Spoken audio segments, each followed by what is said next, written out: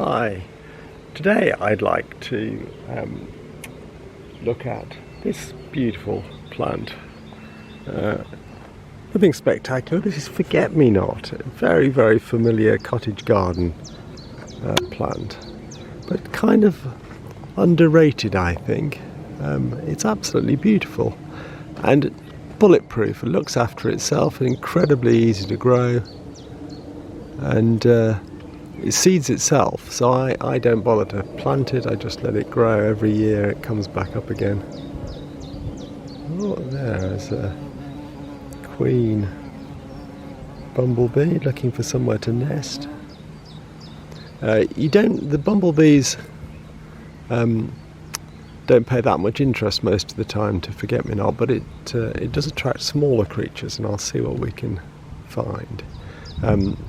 Just for the record, forget-me-nots it's another borage family plant, so related to borage and comfrey and the like, but much smaller flowers, so it tends to attract smaller insects, but very, very much worth including in your garden. Lovely, lovely plant. Let's see what we can find visiting it.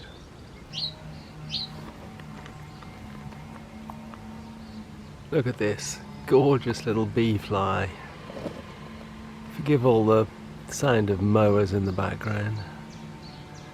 So a bee fly is a fly pretending to be a bee, and they're kind of round and furry, superficially easily mistaken for a bee, but actually when you look closely, the rigid sticky out tongue that this thing has gives it away. Bees don't have that. And also the bee fly only has one pair of wings, whereas real bees, have two pairs of wings. Reason it pretends to be a bee is to gain protection from predators like birds that don't want to get stung, so if it looks like a bee they'll probably not try to eat it. At least that's the theory. Bee flies, actually interesting beasts. They're parasites on solitary bees. They squeeze out an egg and then flick it with their foot down the hole of the solitary bee, and the bee fly larvae eats the solitary bee larvae and their food supply, disappearing into the distance now.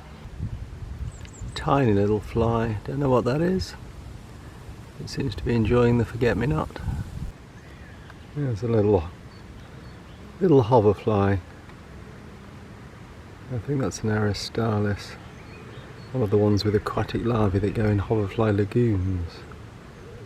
Should you be interested in making one, I'd highly recommend it.